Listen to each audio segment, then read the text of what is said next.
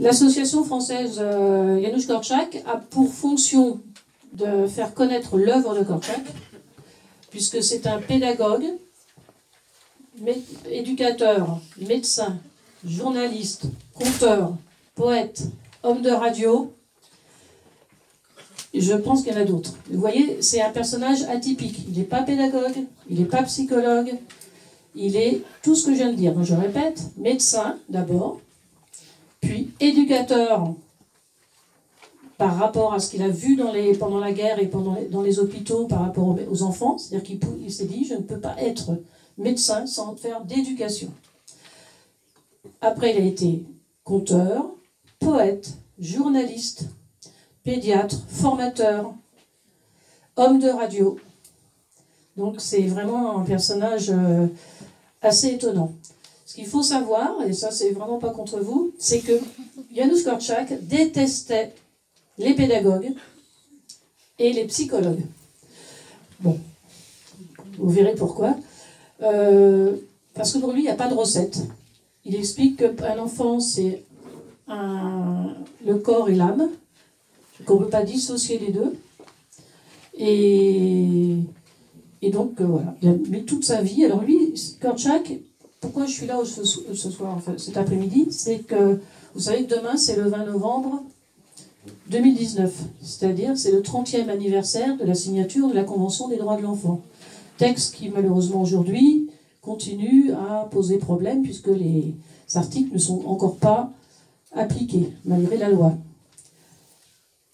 Janusz Korczak était précurseur, c'est-à-dire qu'il avait déjà écrit dans les années 1919-1929, dans l'ensemble de ses écrits, une liste de droits que vous pouvez voir sur l'un des panneaux jaunes, vous pourrez les lire tout à l'heure.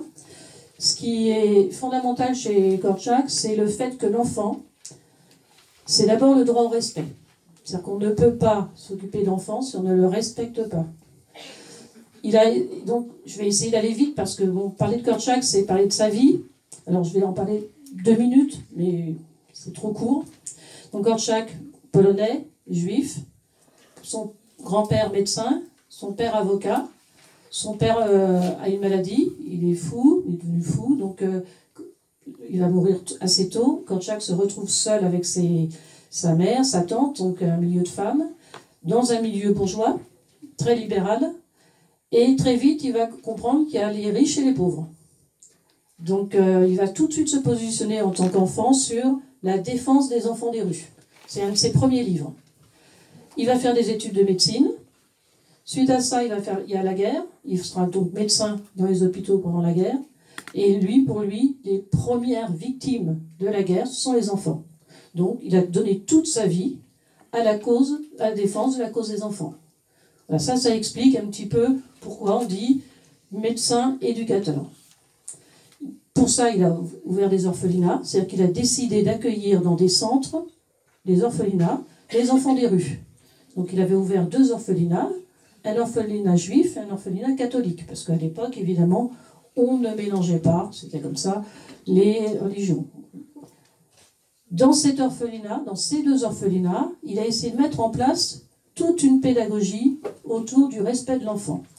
Alors c'est très très particulier, parce qu'en fait, pour lui, il ne suffit pas de donner un toit aux enfants, il ne suffit pas de donner à manger aux enfants, il ne suffit pas de les protéger, il faut aussi leur donner des droits positifs. Donc ce qu'il a fait, c'est qu'il a fait un orphelinat qui était quand même assez, à l'époque, révolutionnaire, puisqu'il a pensé à l'architecture. C'était un des premiers orphelinats avec une salle de bain. Donc à l'époque, c'était 1929, 1919 même, avec une bibliothèque. Qu'est-ce qu'il y avait d'autre? Enfin bon. Et il a pensé l'architecture, c'est-à-dire qu'il a pensé le lieu avant de faire rentrer les enfants. Donc vous voyez, ça c'est déjà très très important. Après, une fois qu'il a pensé le lieu, il a pensé l'accueil des enfants, c'est-à-dire comment les enfants vont être accueillis. Après, il a pensé la relation entre tous les enfants, sachant qu'à l'époque, c'était des enfants qui venaient des rues, donc il y avait énormément de violence, donc il accueillait des enfants qui étaient violents.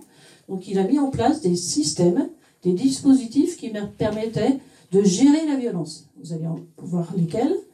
Et puis après, il a géré les relations entre adultes et enfants. Et il expliquait que pour lui, dans l'équipe, tous ceux qui étaient dans l'orphelinat, quel que soit leur statut, avaient une place. C'est-à-dire qu'il n'y avait pas le monsieur Korczak, la femme de ménage, etc. Tout le monde était ensemble. Et on peut dire que l'orphelinat aujourd'hui, on parle de Korczak, mais évidemment, c'était aussi les femmes qui étaient avec lui. Hein. On en parle rarement, mais la place des femmes dans l'orphelinat, aux côtés de Korczak. Il faut savoir que Korczak ne s'est jamais marié parce qu'il était persuadé que la maladie de son père était héréditaire à l'époque. Donc qu'est-ce qu'il fait, Korczak? Il met en place donc ce qu'on appelle aujourd'hui une république d'enfants. Donc c'est assez révolutionnaire. Pour lui, dans un orphelinat, il y a l'enfant et le collectif. C'est-à-dire que l'un et l'autre ne se dissocient pas. L'enfant en tant que tel, avec ce qu'il est, ses défauts, ses qualités, et puis l'enfant dans sa relation avec les autres. Et en fait, il a mis en place un système qui permette à chaque fois à l'enfant de se retrouver en tant que tel et de se trouver sa place dans la partie vie collective. Donc je vais parler de quelques dispositifs.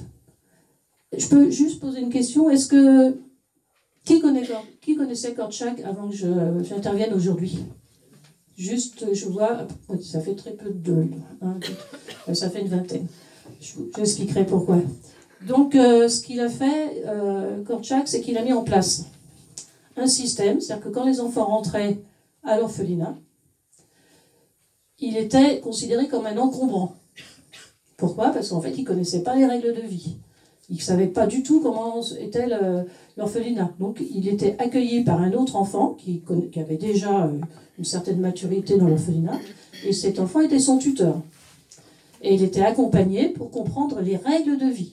Parce que Korczak dit, on ne peut pas demander à un enfant de respecter les règles s'il ne les connaît pas. Et pour les connaître, il faut aussi qu'il puisse aussi, de temps en temps, les dépasser, et puis jouer avec et comprendre qu'à un moment, les règles, ça se respecte. Il y a un très beau livre qui s'appelle « Les règles de vie ». Parce que Korczak disait, on demande aux enfants de respecter toutes les règles, mais on ne leur a jamais expliqué ce que c'était que ces règles. Donc je conseille à tous les éducateurs de lire ce petit livre qui s'appelle « Les règles de vie ». Deuxième chose, une fois que l'enfant est arrivé, au bout d'un mois, par rapport à sa présence dans l'orphelinat, il y avait ce qu'on appelle un plébiscite. Le plébiscite, c'était le fait que le conseil des enfants et des adultes de l'orphelinat votait pour savoir si l'enfant était bien à sa place dans l'orphelinat. Donc ça peut vous paraître très brutal, mais ça ne l'était pas du tout. Hein. C'était anonyme, c'était un petit rond, un petit plus, un petit moins. Et en fait, ça permettait d'avoir une espèce de pronostic de ce qu'était l'enfant dans l'orphelinat. L'enfant devenait plus encombrant, il devenait habitant de l'orphelinat. Puis après, il devenait habitant citoyen, et après, il devenait citoyen. Et ça, c'était une longue démarche. Et pour devenir citoyen, on l'aidait. C'est-à-dire qu'on lui mettait, par exemple, il avait mis en place ce qu'on appelle la boîte aux lettres. Donc la boîte aux lettres, c'est une boîte qui permet de dire à l'adulte ou à d'autres enfants ce qu'on ressent par rapport à une dispute, par rapport à une maltraitance, quelque chose que l'enfant vivait, qu'il n'osait pas dire ni à ses camarades ni à l'adulte. Donc il mettait ça dans une boîte aux lettres. Il y avait un espèce de grand journal, affichage mural, à hauteur des enfants. Les enfants et les adultes pouvaient écrire ce qu'ils voulaient sur ce grand tableau mural. Donc, boîte aux lettres, plébiscite, affichage mural. Il y avait également ce qu'on appelle le tribunal des enfants. Donc ça fait toujours réagir. Le tribunal des enfants, c'était chaque semaine, un enfant racontait qu'il avait eu un souci, soit avec un adulte, soit avec un autre enfant, et il portait plainte. Et le samedi, il y avait une vingtaine d'enfants qui essayaient de régler le problème. Le fameux code, parce qu'il y avait évidemment un code, 1000 articles, ce code, il était fondé sur le fait qu'on disait il n'y avait jamais de sanction. L'idée, c'était pas de sanctionner. L'idée, c'était de permettre à l'enfant de différer son problème, c'est-à-dire de le déplacer dans le temps, et après d'essayer ensemble d'en discuter et de comprendre pourquoi l'enfant avait eu un problème. L'article 1000, c'était le seul article où un enfant était exclu de l'orphelinat. Donc vous voyez qu'avant d'arriver à l'article 1000, il y avait du temps. Tribunal d'enfants, il y avait le conseil d'autogestion. Donc c'est un conseil où tous les enfants mettaient en place les règles de vie de l'orphelinat.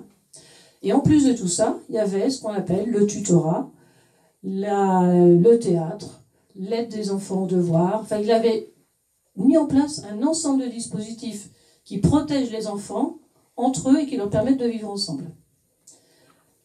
Est-ce qu'il y a là-dessus, c'est beaucoup plus compliqué. Hein. Là, je raccourcis. Hein. Donc, Korczak, qu'est-ce qu'il a fait? À partir de ces orphelins-là, il a aussi écrit 2 livres importants qui s'appellent « Comment aimer un enfant ». Alors, ce livre est sorti dans les années 70, justement au moment où la signature de la Convention des droits de l'enfant, on commençait à en parler. Donc, ce qu'il faut vous rappeler, c'est que Korczak, dans ses livres, il a défini des droits. Droit à l'amour, droit au respect, droit au mensonge, droit à l'oubli, voilà. Il a des droits assez particuliers. En 1924, tout de suite après la guerre, il y a eu un premier écrit de droit. Korczak a trouvé que ces droits étaient trop protecteurs matériellement. Il ne donnait pas assez de droits actifs aux jeunes enfants. Donc il les a remis en cause. En 1959, l'UNICEF a réécrit un autre texte qu'on a appelé la Déclaration des droits de l'enfant, 10 articles. Ces 10 articles n'allaient pas encore assez loin, mais ce n'était qu'une déclaration, c'est-à-dire que les États n'étaient pas obligés de les faire respecter. Puis il y a eu en 1979 l'année de l'enfance, appelée par la Pologne. C'est-à-dire que la Pologne a demandé à ce qu'il y ait une année de l'enfance en hommage à Korczak. Et c'est à partir de ce moment-là qu'il y a eu un déclic international et l'idée que les pays se mettent ensemble autour d'une table pour écrire la Convention des droits de l'enfant. Cette convention, ça a duré 10 ans pour l'écrire, 79 à 89. Donc c'est la fameuse Convention internationale des droits de l'enfant, qui est aujourd'hui un texte juridique que les pays signataires doivent appliquer. Alors évidemment, on en est loin. Tous les 2 ans, il existe une commission à Genève qui reçoit de la part des associations en France, en Allemagne, enfin dans toute l'Europe et dans tous les pays, un espèce de rapport de tous les problèmes non résolus. Donc en France, par exemple, il y aura bientôt le problème des migrants, les enfants des rues, les Roms, enfin tout un tas de jeunes enfants qui ne sont pas respectés. Donc essayer de faire avancer la loi. Je vous donne un cas sur le handicap.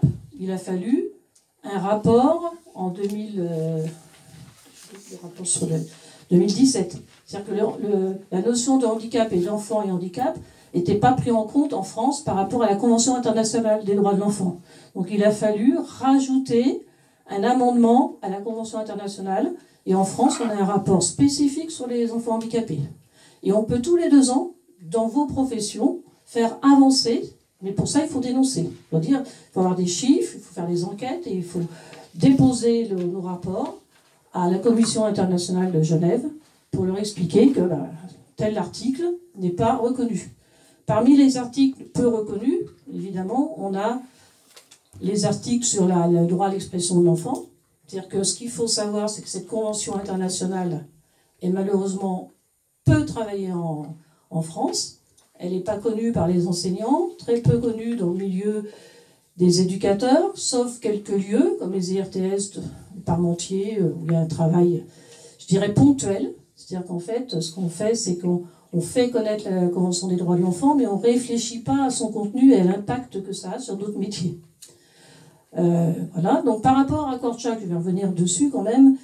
Je vais vous lire 2 textes qui me semblent importants, et je pense que vous les connaissez. C'est les textes les plus connus, malheureusement en France, c'est ces 2 textes de référence. Vous dites, c'est épuisant de s'occuper des enfants. Vous avez raison. Vous ajoutez, parce que nous devons nous abaisser à leur niveau, nous baisser, nous pencher, nous courber, nous rapetisser. Là, vous vous trompez. Ce n'est pas cela qui nous fatigue. C'est le fait que nous devons nous élever jusqu'à la hauteur de leurs sentiments, nous élever, nous étirer, nous mettre sur la pointe des pieds, nous tendre vers eux pour ne pas les blesser. Donc, ce texte, c'est souvent un texte qui est affiché dans les écoles, dans les centres sociaux, c'est un texte de base. Et puis, il y en a un autre que je trouve très bien, pour vous montrer Korczak. Alors Korczak, c'est ça, c'est des textes, c'est pas, comme je disais tout à l'heure, c'est pas des recettes. Quand vous lirez vous-même les livres de Korczak, vous pourrez extraire des phrases qui vous aideront dans votre métier, parce que voilà, je dirais, c'est atypique, c'est de la poésie, c'est des essais, c'est une critique de la société, c'est de la défense des enfants tout le temps. Tout le temps, tout le temps. Parce que pour lui, un enfant, c'est un enfant d'aujourd'hui, hein, c'est pas un enfant d'avenir. C'est-à-dire que l'enfant qu'on a aujourd'hui, il est tel qu'il est aujourd'hui. On l'aide à grandir, mais on lui dit pas demain, tu verras. C'est aujourd'hui. L'enfant a besoin de vivre aujourd'hui avec nous. Et il reproche aux adultes ce côté un petit peu passéiste. Avant, c'était mieux. Plus tard, ça sera pour toi. L'enfant, on l'a aujourd'hui avec nous. Donc ça, c'est prendre l'enfant tel qu'il est, avec ses défauts et ses qualités. Par contre, lui permettre, dans les lieux, orphelinat, école, etc., de pouvoir gérer ses relations avec les autres en mettant en place des systèmes qui permettent à l'enfant d'être protégé de lui-même et protéger les autres et protéger des relations autoritaires des adultes. Parce que lui, en fait, Korczak, il dénonçait à l'époque le côté autoritarisme de la Pologne, puisqu'il y avait des écoles très très autoritaires et très violentes contre les enfants. Donc c'est comment protéger l'enfant de toute forme de violence verbale, physique, à l'intérieur d'un établissement. Donc pour ça, il faut lui donner la parole. Pour ça, il faut créer des systèmes qui soient des conseils, des lieux où il pourra parler. Je vous lis un autre texte. Prudents, politiciens et juristes avancent leurs propositions. Mais c'est à chaque fois une erreur nouvelle. S'intéresse-t-on à l'enfant ? Débats et décisions se succèdent sans que jamais l'intéressé ne soit consulté. Aurait-il seulement quelque chose à dire ? Nous ne donnons pas aux enfants les moyens de s'organiser, irrespectueux, défiants, mal disposés à leur égard. C'est bien mal que nous en prenons soin. Pour savoir comment nous y prendre, il nous faudrait nous adresser à des experts. Et les experts ici, ce sont les enfants. Voilà, donc ça a été écrit en 1934. Oui. Je n'aurai pas tant du temps que je passe. Alors je vais juste finir là-dessus. De toute façon, le problème avec Korczak, c'est que... Alors je vais quand même juste lister ce que je ne peux pas dire. Korczak, précurseur des droits de l'enfant. Korczak, pédagogue sur le respect de l'enfant, la justice, le dialogue et surtout l'idée que vous, nous, éducateurs et adultes, on doit toujours se poser des questions sur notre propre enfance, sur nous-mêmes et essayer vraiment de se comporter de façon la plus, alors aujourd'hui on dira bienveillante, avec les enfants. C'est un des premiers qui a parlé des émotions des enfants. Donc 4 mots-clés: justice, participation, dialogue, réflexion sur soi. Et surtout, être un observateur attentif, prendre le temps de regarder l'enfant, prendre le temps de les regarder jouer. Essayer de comprendre non pas ce qu'ils sont en train de jouer, mais quelles sont les relations entre eux quand ils jouent. Qui va mettre la ronde en... va faire que la ronde commence, ou qui va donner la main à son voisin. En fait, il est capable, dans son livre Comment aimer un enfant, il est capable d'écrire sur 5 pages une observation d'une ronde. C'est absolument fabuleux. Donc, et le dernier mot, Korczak, c'est pas un pédagogue, mais c'est vers la pédagogie sociale. Aujourd'hui, on parle beaucoup de pédagogie sociale. Pour moi, Korczak, s'il était là, il s'occuperait des Roms, il s'occuperait des migrants, il s'occuperait des enfants des rues dans les quartiers. Je crois que ça serait son cheval de bataille. Je vous remercie.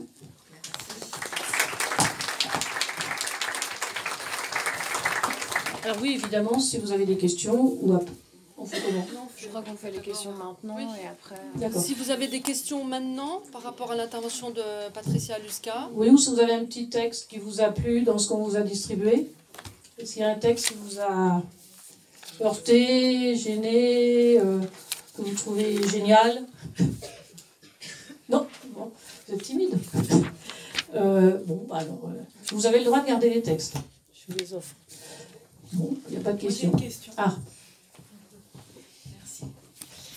C'est pas vraiment une question, c'est plus une remarque. Ce que vous nous avez présenté, ça me fait un peu penser au mouvement autour des compétences psychosociales au développement de toutes ces actions autour du travail des émotions des enfants au sein des écoles, au sein des centres de loisirs. J'ai l'impression qu'on y voit un peu un lien entre du coup ce que vous venez de présenter et un peu l'état d'esprit de ce monsieur et le développement des compétences psychosociales à la fois dans les écoles mais aussi dans d'autres établissements qui accueillent des enfants. Merci. Oui, je pense que Dvorak, il a fait comme beaucoup de personnes qui prennent le temps de regarder les enfants, de regarder vivre. À partir du moment où on prend le temps de regarder les enfants et qu'on prend ce temps soi-même d'écrire, parce que le problème de Dvorak, c'est qu'il a tous les jours écrit ce qu'il observait. Ce qui fait qu'aujourd'hui, on a des tonnes d'écrits, des tonnes de textes. Tous les textes de Dvorak n'ont pas du tout été traduits, publiés. Il faut quand même savoir, j'ai oublié de le dire, il a fait écrire un journal aux enfants. Ce journal a été publié en 50 000 exemplaires, et c'est un journal qui était sur toute la Pologne. Il y avait 2000 enfants correspondants. Vous imaginez le challenge. La deuxième chose que j'ai oublié de dire, c'est qu'il avait mis en place une radio, qui était l'émission du vieux docteur Dvorak, ça s'appelait, et tous les soirs, il répondait aux questions des parents. Et c'était une émission de radio qui était écoutée sur toute la Pologne. Donc vous imaginez ce qu'il avait mis en place, quoi. Merci. Pour faire une petite passerelle entre les deux interventions, je vais vous lire l'article 19-1 de la Convention internationale des droits de l'enfant. Donc les États parties prennent toutes les mesures législatives, administratives, sociales et éducatives appropriées pour protéger l'enfant contre toute forme de violence, d'atteinte ou de brutalité physique ou mentale, d'abandon ou de négligence, de mauvais traitement ou d'exploitation, y compris la violence sexuelle, pendant qu'il est sous la garde de ses parents ou de l'un d'eux, de son ou ses représentants légaux ou de toute autre personne à qui il est confié. Et je donne la parole à Gabrielle Zanaroli. Merci. Bonjour à tous, moi je suis Gabrielle Zanaroli, je suis psychologue clinicienne, thérapeute familiale et j'ai fait la... Oui mais je ne vais pas me lever tout du long, mais... Et j'ai fait la coordination clinique de la mesure d'accompagnement protégée pour Paris au sein du CERAF Solidarité. C'est pour ça que c'est comme ça que c'est indiqué, voilà. Mesure qui s'est arrêtée pour l'instant et qu'on espère va pouvoir se poursuivre avec une autre association dans un autre cadre. Du coup, moi, pour introduire, je vais surtout vous parler de l'impact des violences conjugales sur les enfants aujourd'hui, d'un point de vue psychologique, principalement. Je vais étayer mes propos au travers d'exemples que j'ai pu, d'exemples cliniques pour le coup, que j'ai pu rencontrer à la fois quand j'ai coordonné la MAP, mais aussi d'enfants et même d'ados et même d'adultes que j'ai encore actuellement dans mon cabinet.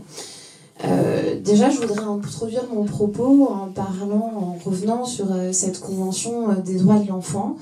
Et au-delà de droits, moi j'aimerais repositionner avec vous les besoins des enfants, et un en particulier qui est particulièrement attaqué dans le cadre des violences conjugales. Donc simplement pour reprendre les besoins, c'est vraiment, on a tous en tête, je pense, la pyramide de Maslow, avec cette idée qu'il y a les besoins primaires, secondaires, et puis au fur et à mesure, il faut que chaque besoin soit rempli pour pouvoir passer à la suite. Donc il y a un besoin d'abord, bien sûr, physiologique fondamental, de dormir, d'avoir de l'oxygène et de la nourriture. Après, il y a tout ce qui est besoin de protection et de sécurité. Et enfin, après, les besoins sociaux.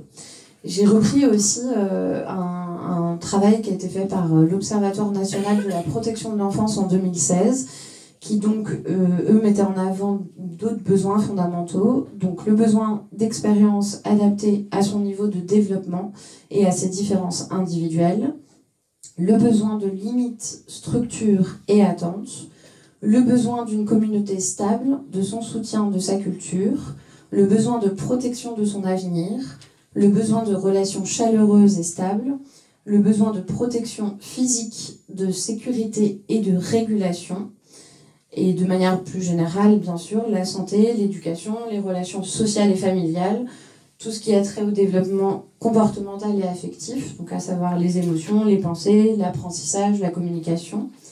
Un besoin, bien sûr, de construire son identité au travers d'une estime de soi. Et voilà. Et moi, celui dont je voulais vous parler plus particulièrement, parce que j'y suis fortement sensibilisée et je sensibilise des professionnels à ça, c'est le besoin d'attachement. Je ne sais pas si ça vous parle ou pas. La théorie de l'attachement, c'est une théorie qui a été développée par Bowlby, qui était un pédopsychiatre britannique, qui a particulièrement travaillé avec des enfants, des délinquants, après la Seconde Guerre mondiale, donc a été propice, de par le contexte historique, à beaucoup de deuil, de séparation, de pertes brutales. Et du coup, Bowlby, qui était très darwiniste dans l'âme, en est arrivé à la conclusion que le bébé, de façon innée, est complètement programmé à s'attacher à un plus fort, plus sage, je mets plein de guillemets là-dedans, qui va lui permettre de garantir non seulement sa sécurité physique, mais aussi sa sécurité psychologique, parce qu'il va l'aider progressivement, ce que le bébé, de par son immaturité cérébrale, n'est pas du tout capable de faire, à réguler ses émotions. Donc en situation de stress, le bébé est programmé de façon innée à aller chercher du secours autour d'un adulte, encore une fois, plus sage et plus fort. Ce qui est aussi intéressant, c'est que, donc bien sûr, la théorie de l'attachement, je pense que vous le savez bien, aujourd'hui, elle est beaucoup reprise. C'est ce qui a permis de remettre en question, entre autres, l'accueil en crèche, l'accueil à l'école, pas tout à fait encore, mais ça viendra peut-être, l'accueil des parents sur les lieux d'hospitalisation quand les enfants ont besoin d'être hospitalisés. Donc vraiment de sensibiliser professionnels et parents aux besoins de continuité et de sécurité que peut avoir l'enfant. C'est particulièrement vrai pour les nourrissons, mais c'est vrai finalement tout au long de la vie. De cette de ces premières relations précoces et la façon dont le parent va y répondre ou pas d'ailleurs, finalement c'est très important, c'est même capital, parce que de là va découler pour l'enfant une représentation de soi comme étant aimable ou pas, comme ayant de la valeur ou pas, comme toutes ces émotions ont de la valeur, pas seulement ces émotions positives, ces émotions négatives aussi. Donc ça va vraiment être le socle de la construction de l'estime de soi. Au travers de ces relations précoces aussi va découler pour l'enfant une représentation des relations de manière générale. Est-ce qu'un autre, c'est quelqu'un à qui je peux me fier? Est-ce qu'il sera toujours là? Est-ce qu'il va répondre de façon adaptée ou pas? Est-ce qu'il vaut mieux ne compter que sur soi-même et du coup être complètement, se détacher complètement des autres? Donc là aussi, c'est quand même pas rien. Au travers de ces expériences précoces, l'enfant, il met vraiment à l'intérieur de lui une représentation aussi de c'est quoi une relation finalement. Et enfin, il met aussi à l'intérieur de lui une représentation du monde. Est-ce que le monde, c'est un endroit dangereux où il vaut mieux pas s'aventurer, il vaut mieux rester sur soi? Ou est-ce qu'au contraire, le monde, ça vaut le coup d'aller l'explorer et d'aller faire de belles découvertes? Donc c'est vraiment un besoin capital, ce besoin d'attachement. Et tout ça pour en revenir à notre sujet, que dans le cadre des violences conjugales, vous avez bien en tête avec tout ce que je viens de vous décrire, que c'est un besoin qui est fortement abîmé, impacté. Parce que finalement, dans une configuration un peu classique, moi j'ai beaucoup travaillé en protection de l'enfance, donc c'est pour ça que je dis une configuration classique, où l'enfant finalement, celui qui est plus fort, plus sage que lui, qui prend soin de lui au quotidien, c'est son père et sa mère. Finalement, ceux qui seraient censés venir apaiser ce petit, venir l'aider à réguler ses émotions, finalement ils sont soit effrayés, là je parle dans le cadre de la victime, soit effrayants dans le cadre de l'agresseur. Donc on voit bien à quel point l'enfant va s'attacher, malgré tout, à ces figures parentales-là, mais on voit bien que la qualité de la relation d'attachement va être fortement impactée par les violences conjugales. Sans rentrer dans les détails, pour ceux qui connaissent, on trouve souvent des attachements de type désorganisé. Si ça vous intéresse, vous trouverez toutes les références sur Internet sans difficulté. Mais en tout cas, voilà, vraiment vous sensibiliser à ça dans un premier temps. Dans la littérature, il y a de nombreux auteurs qui ont décrit un peu le processus d'apparition des violences familiales, parce que comme vous le savez, la violence conjugale, c'est pas tout à fait un élément de danger encore. En tout cas, c'est pas reconnu dans la loi de la protection de l'enfance comme un danger pour l'enfant. Néanmoins, voilà, il y a eu tout ce travail des auteurs qui ont mis en avant que lorsque le système humain n'offre plus à ses membres un contexte de vie, mais de survie, on se trouve dans un système maltraitant. C'est le sauf qui peut qui prévaut. C'est en gros la loi du plus fort qui s'instaure. C'est typiquement ce qu'on rencontre dans le cadre des violences conjugales. Dans la violence dans le couple, finalement, la danse relationnelle, pour ceux qui connaissent bien les couples, ne se conjugue plus du tout à deux, seulement l'auteur et la victime, mais les enfants et tous les autres membres de la famille vont être pris un petit peu dans cette danse relationnelle. On va leur demander de prendre position, parfois, de choisir un petit peu leur camp, en fonction de leur âge, de leur histoire, de la place qu'ils ont dans la fratrie. Je voulais vous remettre un petit proverbe apparemment qui était universel, que moi je ne connaissais pas, qui dit: quand deux éléphants se battent, c'est l'herbe qui pâtit. En l'occurrence, on pourrait modifier et dire quand un éléphant bat l'autre, c'est l'herbe qui en pâtit, mais on est vraiment dans ce genre de contexte-là. Dans les violences dans le couple, on retrouve tout ce qui a trait au mauvais traitement psychologique. On retrouve le terrorisme, donc c'est tout ce qui a trait à des comportements menaçants, susceptibles de blesser ou d'être dangereux, à la fois pour l'enfant directement, mais aussi pour une personne qui lui est proche, en l'occurrence souvent sa figure d'attachement principale, si on refait un pont avec la théorie de l'attachement. On retrouve la corruption, le fait de donner l'exemple, d'autoriser des comportements inadéquats ou antisociaux, au travers juste de acter de la violence devant lui. On retrouve le rejet, des messages soit verbaux, soit non verbaux, qui vont être dégradants ou rejetants pour l'enfant. On retrouve l'indifférence émotionnelle, qui consiste à ignorer les besoins des enfants en termes d'interaction et ou de partage d'émotions positives. On retrouve l'isolement, ça je pense que j'ai pas besoin de le décrire, dans le sens où on va limiter les contacts de l'enfant et ou de la famille avec le reste du monde. Et bien sûr, de ça découle une négligence de la santé à la fois psychique, mentale et éducationnelle. Donc on voit bien, au travers de tout ce que je viens de vous décrire, la nécessité d'ouvrir cette espèce de huis clos familial pour vraiment permettre la circulation de la parole et vraiment vous sensibiliser au fait que ce sont des contextes où on pourrait se dire ça a trait, moi j'ai longtemps pensé ça, ça a trait à ce qui se passe dans le couple, ça a peu d'impact sur les enfants, c'est trop intime pour aller ouvrir ça avec la famille. En réalité, aujourd'hui, on dispose de suffisamment de recherches montrant à quel point la violence dans le couple peut directement impacter les enfants et à quel point il faut vraiment ouvrir et aider la libération de la parole. Quelques chiffres et puis une étude que je trouve particulièrement significative. Donc il y a 80% des enfants qui sont témoins auditifs ou visuels des violences dans le couple, même s'ils n'en parlent pas directement. Il faut comprendre que dans une famille, c'est pour ça que j'utilise le terme de huis clos, il y a une espèce de silence qui va se faire, que tout le monde partage, un espèce de secret qui va s'installer, souvent lié à beaucoup de honte et de culpabilité. Du coup, de la même manière que les victimes vont peu parler, les enfants sont soumis à ce même secret. Un autre chiffre qui est assez parlant, c'est que 75% des passages à l'acte se font autour d'une question éducative.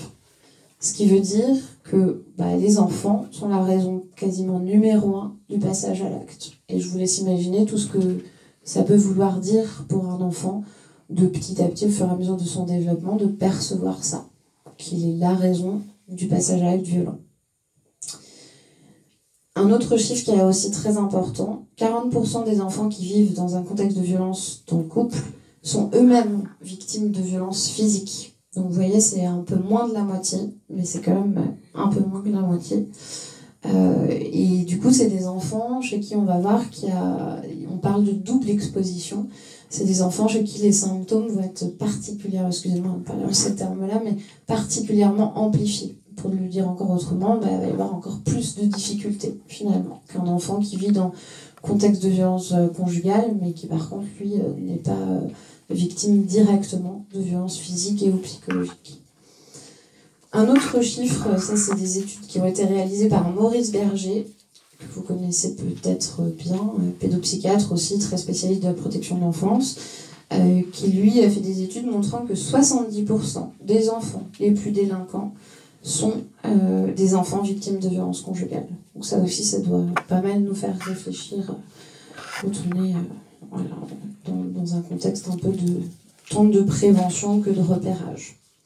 Et enfin, je vais finir par une étude qui a été réalisée par l'Université de Tel Aviv sur les enfants traumatisés, qui démontre que l'exposition de l'enfant aux violences dans le couple a un impact traumatique supérieur à des enfants qui sont exposés à un contexte de guerre. Donc c'est quand même pas rien d'avoir ça aussi en tête. Ça veut dire que finalement, ce qui joue justement dans ce que nous, en tant que professionnels, parfois on a du mal à aller creuser dans l'intime, ça a beaucoup plus d'impact que ce qui pourrait jouer au niveau national. Voilà. Encore une fois, en lien avec la théorie de l'attachement, quand la figure d'attachement principale, la victime, souvent la mère, est atteinte, ça porte atteinte beaucoup plus fort que dans un autre contexte. Voilà. Je profite de ça pour faire un petit lien avec tout ce qui est de l'ordre de la clinique du psychotrauma et de l'état de stress post-traumatique, parce que ça concerne 60% des enfants qui sont exposés à la violence dans le couple, donc qui présentent un état de stress post-traumatique. Pour vous donner quelques petits éléments de repérage, il y a 3 grands types de symptômes dans le psychotrauma. Il y a les réviviscences, donc qui ont trait à des pensées intrusives, des cauchemars ou des jeux traumatiques. Et ça, pour le coup, ça s'observe quel que soit le lieu d'exercice. Des enfants qui, dans leur jeu, vont ramener soit des gens qui se battent, soit des choses accidentelles. Voilà. Donc ça, pour le coup, c'est facilement repérable. En tout cas, tous les jeux vont être parasités par la violence. Il y a un évitement aussi de tout ce qui rappelle la violence et ou l'auteur, avec bien sûr un sentiment de peur intense quand il va y être à nouveau confronté. Parfois, c'est des enfants qu'on va pas très bien comprendre, on va pas très bien comprendre pourquoi ils réagissent à une sonnerie, par exemple.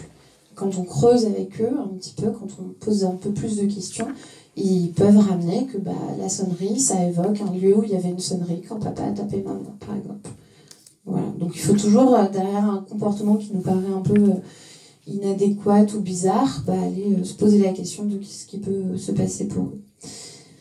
Et puis bien sûr, tout ce qui a trait aux symptômes d'activation du système parasympathique, sans rentrer trop dans les détails, c'est tout ce qui a trait à une difficulté d'endormissement, production d'hormones de stress, l'irritabilité, des difficultés à se concentrer, une hypervigilance, des troubles souvent aussi qui s'expriment au travers du corps, et puis dans le pire des cas, des processus dissociatifs. Voilà. C'est bon jusque-là. Plus largement au niveau neurologique, il faut avoir en tête que l'exposition aux violences conjugales, et ça c'est vrai même in utero, va avoir un impact très fort, parce que finalement c'est des bébés et puis après des grands qui vont avoir une habitude à avoir leur système de stress constamment activé, et du coup qui vont être dans des surproductions d'hormones, de cortisol et d'adrénaline. Pour vous donner une idée, c'est comme si un bébé exposé in utero aux violences conjugales, il allait naître avec le même système de stress qu'un vétéran qui s'apprête à partir à la guerre, quoi. Un peu, pour vous donner un peu l'idée, c'est vraiment des enfants qui ont leurs schémas cérébraux complètement modifiés par ça. Et de fait, ils ont une forte sensibilité aux situations de danger. Donc encore une fois, avec des comportements, des réactions qui parfois, en tant qu'adulte de l'extérieur, on va avoir du mal à comprendre, à mettre du sens. Pourquoi ils réagissent si fort à un petit événement? C'est parce que eux, ils sont sans cesse dans ce stress permanent. Et puis aussi, c'est des enfants qui, de fait, de par leur sensibilité aux situations de danger, vont avoir tendance à recourir beaucoup plus facilement à la violence pour justement pouvoir se protéger. Au niveau psychologique, en quelques mots, je vous ai parlé de tout ce qui est de l'ordre des états de stress post-traumatique. C'est aussi des enfants qui ont 10 à 17% plus que dans la population générale à développer des troubles anxio-dépressifs. C'est pas négligeable non plus. Au niveau social, c'est des enfants qui vont avoir du mal à gérer le conflit, à gérer la négociation, à savoir comment on sort du conflit, justement, C'est des enfants qui vont avoir beaucoup de mal en termes de prise d'autonomie, parce qu'il faut savoir que c'est une des particularités des auteurs de violences conjugales. Ils ne supportent pas la prise d'autonomie. Donc ce qui est vrai pour la conjointe va l'être aussi pour l'enfant. Et du coup, c'est des enfants, on va bien voir, qui n'ont pas été accompagnés quelque part à cette prise d'autonomie. Des enfants qui vont avoir beaucoup de difficultés à se positionner dans la relation à l'autre, donc dans une relation égalitaire, hein, j'entends. Soit des enfants qui vont s'identifier à la victime et qui vont avoir tendance à se faire oublier et à jamais pouvoir exprimer une pensée ou un besoin propre. Du style, plutôt que de dire qu'ils préfèrent la glace à la vanille, si l'autre personne veut de la glace au chocolat, ils vont continuer à vouloir de la glace au chocolat. Ça, c'est un exemple anecdotique, mais on imagine bien que quand on se construit comme ça, avec cette idée que l'autre a toujours raison et que soit on n'a pas le droit d'exprimer ses propres besoins, on imagine bien comment ça peut dériver par la suite.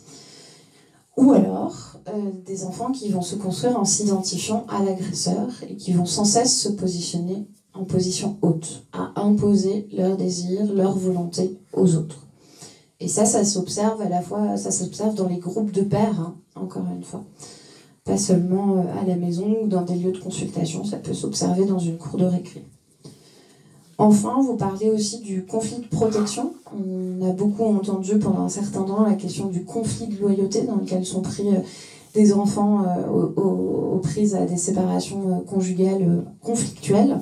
Là, c'est pas juste qui est-ce qu'il faut aimer et dans quel camp il faut se ranger. Ça va bien au-delà de ça, il s'agit de qui protéger. Une fois que la séparation, les meilleurs cas quand la séparation conjugale est effective, nous on l'a vu dans la map, le père, l'auteur, va, au travers de l'enfant, continuer à maintenir une forme d'emprise sur la mère, et notamment en posant beaucoup de questions à l'enfant. Où est-ce que vous vivez maintenant? Est-ce que maman a un nouveau compagnon? Ce genre de choses. Il y a un moment donné où l'enfant va se retrouver dans cette espèce de dilemme interne. Qui est-ce que je protège? Est-ce que je protège la victime des violences, le parent qui a été agressé durant toutes les années, ou est-ce que je me protège moi? Parce que si je donne pas les réponses, peut-être qu'à un moment donné, l'agresseur il va aussi me taper dessus. Donc ça, c'est aussi quelque chose de très parlant. Pour finir, je vais vous parler de certains enfants que j'ai pu rencontrer, à la fois au travers de l'expérience de la MAP, mais aussi dans mon cabinet. Vous verrez, ils ont des âges différents et c'est un peu sciemment que je ne vous présente pas forcément le contexte familial, parce que vous allez voir qu'autant il y a des signes où tout de suite on va associer à de la violence conjugale et du coup, une fois qu'on l'a dans la tête, à un moment donné, on va peut-être poser un peu plus de questions. Autant pour d'autres, c'est pas si clair que ça. Donc moi, je me rappelle d'une petite fille de 2 ans qui a fait des poussées d'eczéma pendant des mois, et même après la séparation conjugale. D'un petit garçon de 5 ans qui était complètement mutique, le regard noir, qui lors d'un entretien fratrie avec ses frères et sœurs qu'on avait fait, se mettait complètement à côté, s'isolait. Il a même dessiné pendant ce moment-là un petit bonhomme avec du rouge au niveau de la poitrine, et il a commencé à lui taper dessus, à taper sur le dessin. Ce même petit garçon qui a pu dire ta gueule à sa mère devant les intervenantes qui connaissaient à peine. Je pense à un autre petit garçon encore, un peu plus grand, de 7 ans, qui était mutique lorsqu'il rencontrait son père, auteur des violences en visite médiatisée. Cet enfant, lors des jeux que monsieur pouvait faire, en fait, monsieur le ramenait sans cesse sur ses genoux, en l'utilisant un papa qui était quand même très très déprimé, qui pleurait beaucoup, à la fois avec nous, mais aussi avec ses enfants. Et du coup, un papa qui vraiment se servait de son fils comme d'un doudou, qui avait vraiment besoin d'une proximité physique. Et du coup, on voyait ce petit garçon qui, à ce moment-là, devenait un peu inanimé, en fait. Et vraiment répondait quelque part à la demande de son père, sans même penser à lui, ses propres besoins.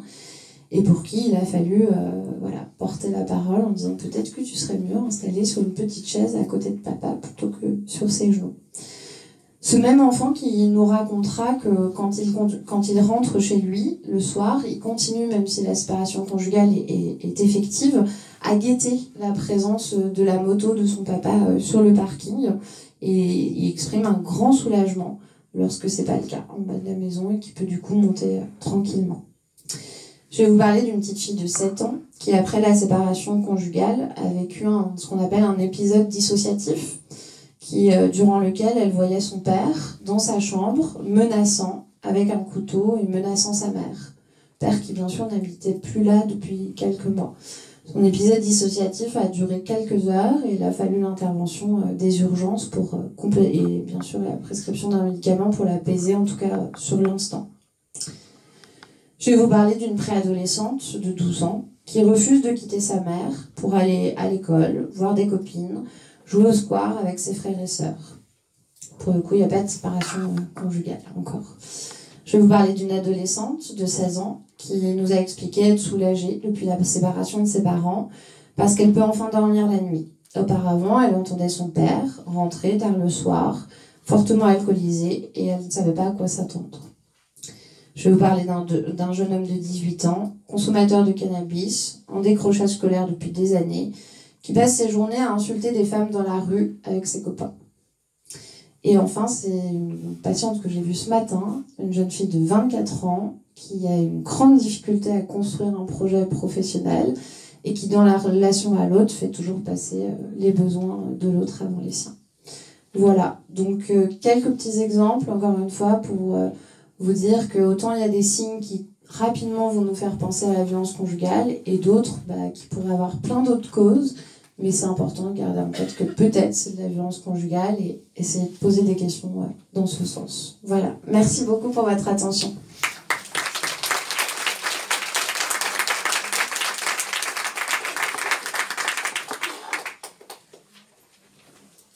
Est-ce qu'il y a des questions ?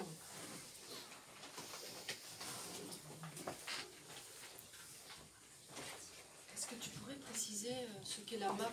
Peut-être tout le monde ne sait pas ce que c'est. Alors, la mesure d'accompagnement protégé, c'est une mesure qui est ordonnée par le juge aux affaires familiales, qui est une mesure qui nous vient de Suède, parce qu'il a été mis en avant que ce sont après une séparation conjugale, quand il y a eu de la violence conjugale, finalement le moment où les parents vont se retrouver autour du passage de bras de l'enfant, ça peut être un moment de situation très très à risque, et de féminicide entre autres, en tout cas de passage à l'acte sur l'autre conjoint, encore en présence des enfants.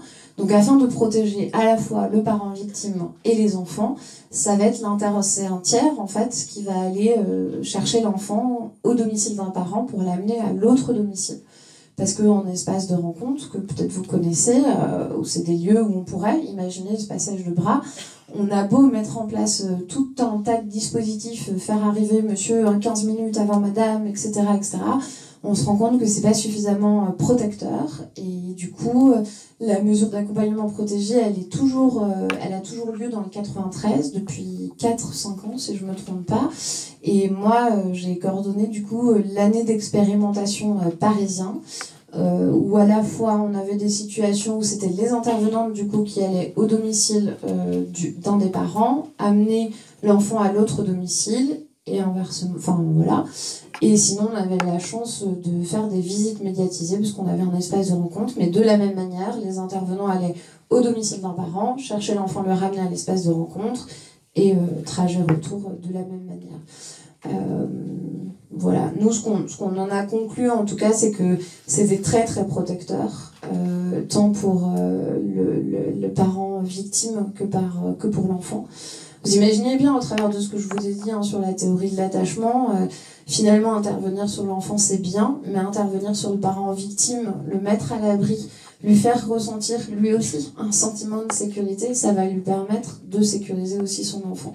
Et du coup, on a vraiment vu des parents victimes s'apaiser, et de fait, des enfants qui s'apaisaient aussi. Et contrairement aux espaces de rencontre, c'est bête à dire, mais il y a ce temps de trajet, ce temps un peu transitoire pour l'enfant, qui lui permet d'avoir un intervenant qui est neutre, avec qui il va pouvoir évoquer tout ce qui se passe pour lui. Et ça nous a aussi permis d'être témoins. On a eu plusieurs situations où on n'a pas pu mettre les mesures d'accompagnement en place, parce que simplement les enfants étaient soit terrorisés, soit dans un refus catégorique.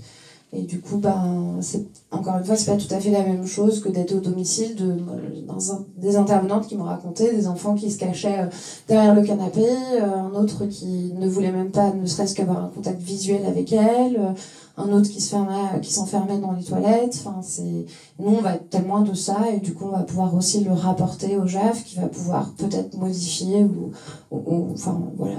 revoir sa décision.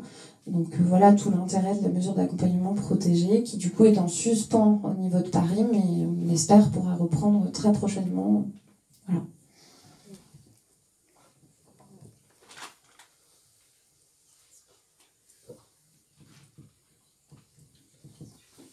Si tu pourriez nous expliquer les troubles dissociés, parce que vous avez dit à 2 reprises les troubles dissociés, c'est vrai que pour moi ça évoque pas forcément. La dissociation, c'est qu'en fait il y a un espèce de continuum au niveau de la dissociation.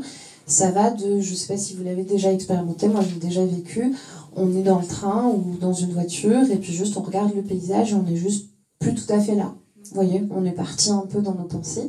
Et il y a un espèce de continuum à ça. Au bout du continuum, il y a la schizophrénie. C'est un des marqueurs de la schizophrénie. Et puis entre les deux, on s'est aperçu au fur et à mesure de travailler vraiment sur les personnes qui avaient vécu des traumatismes, qui peuvent expérimenter ce qu'on appelle des épisodes dissociatifs, avec ou pas, comme la petite fille dont je vous ai parlé, des hallucinations visuelles ou auditives. Ça va vraiment être transitoire, ça va pas s'installer et c'est vraiment réactionnel au trauma. Pour vous donner encore une autre image, est-ce que oui, on a des portes coupe-feu ici? En fait, dans le cerveau, à un moment donné, il y a quelque chose qui disjoncte. Et plutôt que ça flambe partout, il y a des portes coupe-feu. Et la dissociation, c'est exactement ça. On va se protéger. Il y a un événement qui réactive l'événement traumatique, un événement, une odeur, peu importe, un contexte qui rappelle l'événement traumatique. Les portes coupe-feu vont fermer. Et la personne elle va se dissocier de façon plus ou moins transitoire. Voilà. C'est un peu plus complexe que ça, mais voilà. Et c'est typique du trauma. Typique.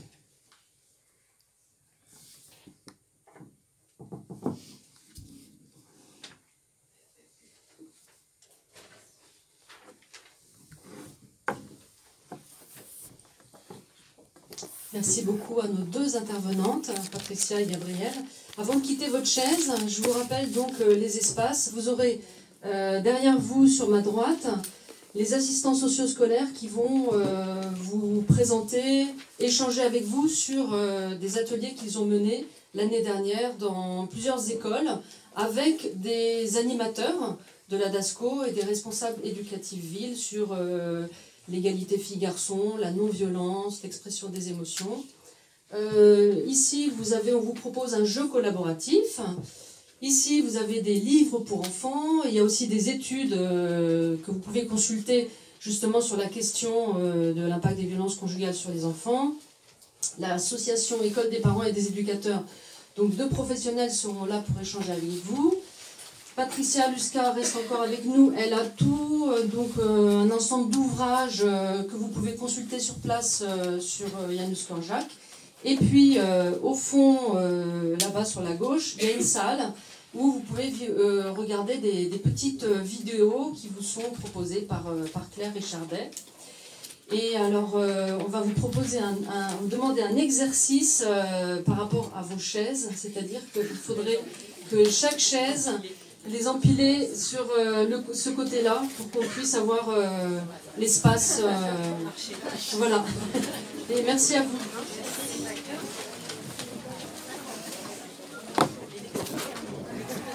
Ouais, l'expo, ouais.